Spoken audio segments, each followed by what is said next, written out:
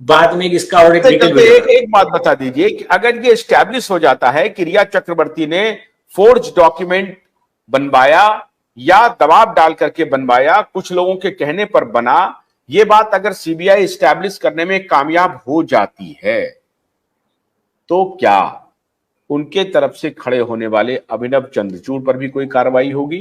क्या आपने गलत का समर्थन किया और रिया पर भी केस बनेगा?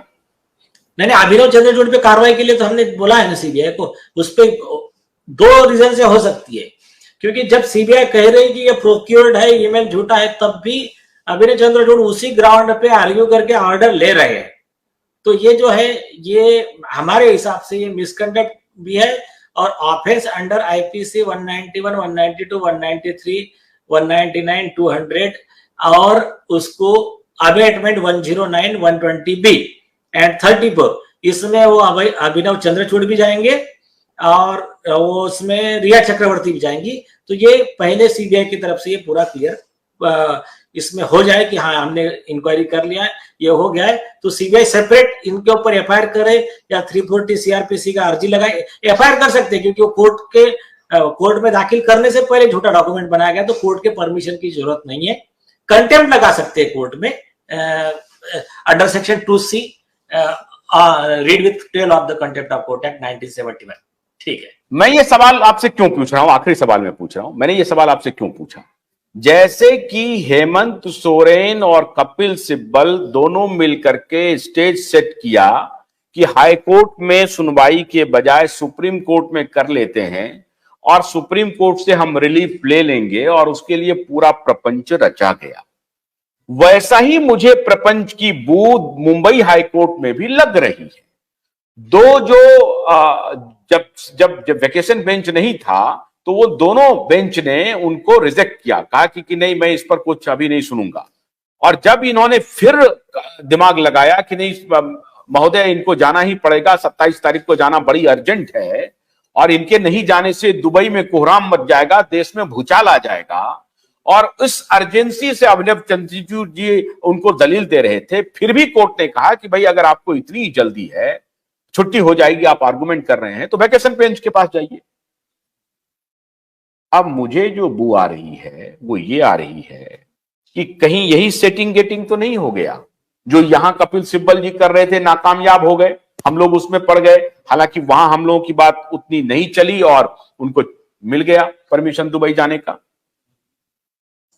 इस केस में जज के नाम के साथ सीबीआई को कंप्लेंट दी जा चुकी है, आपको कॉपी भेजा हूं मैं, उसके लिए ऑलरेडी एक दूसरा मेरे ख्याल से अपना एक शो हो चुका है। लेकिन दूसरा एक इंपॉर्टेंट चीज नया बता के जाता हूं मैं।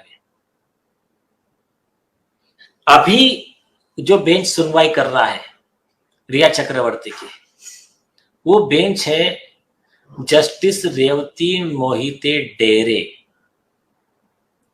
और एक दूसरी जज है उनका बेंच। जस्टिस डेरे, रेवती मोहिते डेरे कौन है पता है क्या आपको?